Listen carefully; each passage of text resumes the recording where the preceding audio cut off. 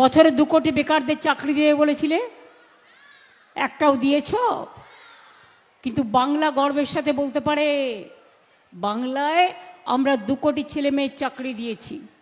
আর চাকরি দিতে গেলেই কোর্টে চলে যাচ্ছে, আর কোর্টে গিয়ে পিল খাচ্ছে।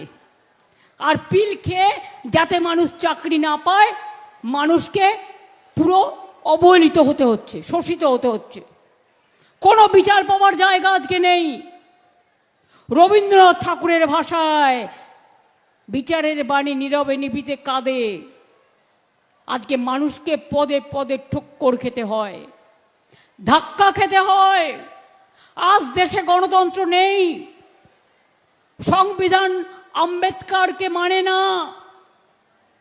অমিত শাহ, মোদী যে কি সাংঘাতিক নেতা কল্পনা করতে পারবেন না। এরা মানুষকে মানুষ মনে করে না।